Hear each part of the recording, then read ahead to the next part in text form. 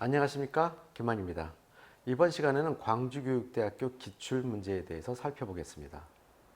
자, 우선 여러분들이 이 사진을 한번 보시면 어떤 부분이 보이나요? 자, 클라우드의 개념이죠. 자, 구름이 보이고 연결되어 있는 여러 형태의 또는 여러 가지의 사물 인터넷이나 이런 것들이 다 연결되어 있습니다.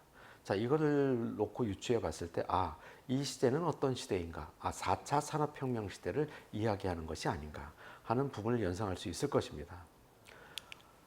실제로 광주교대의 기출문제에서 앞으로 다가오는 4차 산업혁명 시대의 교육 현장에서는 어떤 준비가 필요한가라는 질문을 했어요. 수시 같은 경우에는 생활기록부와 자기소개서를 기반으로 해서 질문을 하게 되고요. 정시 같은 경우에는 문제가 제시되죠. 자, 그런데 광주교육대학교 같은 경우에 수시에서 출제된 문제도 이러한 문제들이 출제가 되고 있습니다. 자, 그 이유는 학생들의 생활기록부에 4차 산업혁명 시대가 거론이 되거나 아니면은 학교 생활기록부에 학교폭력이나 또 다른 학생이 한 활동들 중에서 유사한 부분들이 있다면 이를 통해서 이러한 질문들이 출제될 수 있다는 것이죠.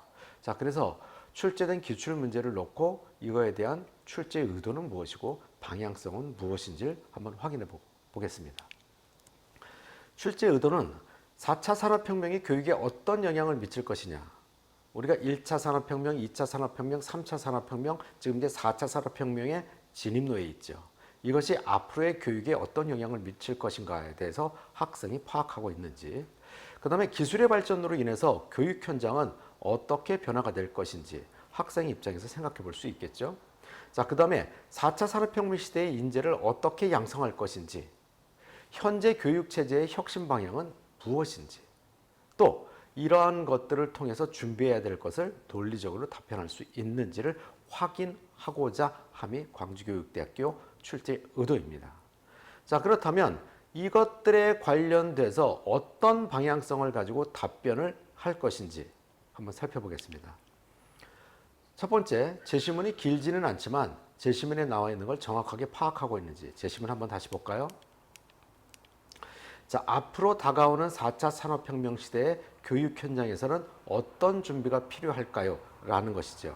자, 그렇다고 하면 여기서는 4차 산업혁명 시대라는 것과 교육 현장이라는 것과 어떤 준비가 필요한 것인지를 단계적으로 생각할 수 있어야 되겠죠.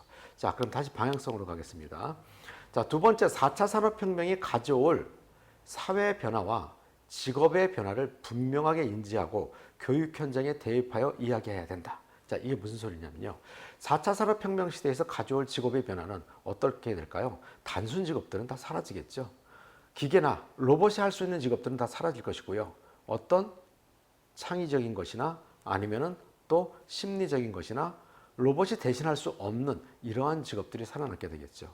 자, 이러한 과정에서 교육 현장에서는 어떤 변화가 일어날 것인지에 대한 3번에 나와 있는데 융합교육을 통한 창의적인 인재 양성을 위한 준비를 해야 된다. 이 방향성으로 이야기를 하는 것이 좋다는 것입니다.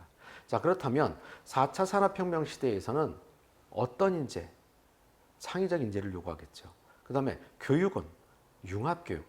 여러분들이 그렇다면 통합교육이 무엇이고 융합교육이 무엇인지도 한번 확인해 보시기 바랍니다. 현재 통합교육을 하고 있는 것들이 다 융합교육하고는 차이점이 있고요. 그렇다면 정말 융합교육은 어떤 것인지 새롭게 떠오르고 있는 교육이 스팀 교육이죠.